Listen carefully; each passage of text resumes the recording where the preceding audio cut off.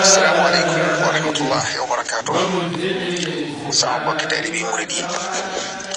maa ngi leen di laabiire ngir jëmmi sëriñ bi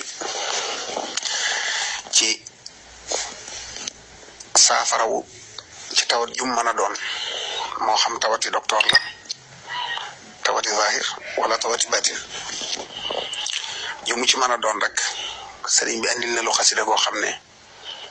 dafa wax sax ne ko koy jàng suba ngoon da ngay am saafarawu akuk texe muy matlabu shifaa'i ودمالي في المساء والصباح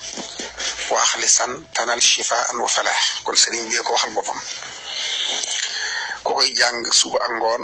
da nga amuk wér waxtu ne da ngay amuk safaraw tawat do sonal mukk te da nga amuk taxé kon xassida gu mata baye xel la te sëriñ bi moko bind mu leer nañ kenn waxlu ko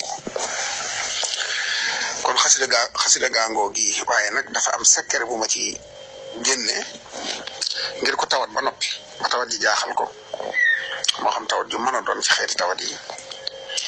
boo ko defee yàlla mën na ko suturaal ci daraje sëriñ bi ak barkeb xaside gi mu daal di saafara woon loolu moo di day jàng xaside gi ba ci ñaari bayit yi mu boole leen ñoom ñaar baamu ko téeméer ak fukk ak benn door a eggal xaside gi وجاني مطلب الشفاء بتي يا بر يا لطيف يا معافي يا من له أمل الورى يا شافي أنزل شفاءك مكان الداء ولا تعاملنا بالابتلاء يعني بيلي لي بولي ديكو بام مثلا يا بر يا لطيف يا معافي يا من له أمل الورى يا شافي أنزل شفاءك مكان الداء ولا تعاملنا بالابتلاء يا بر يا لطيف يا معافي يا من له أمل الورى يا شافي أنزل شفاءك مكان الداء ولا تعاملنا بالابتلاء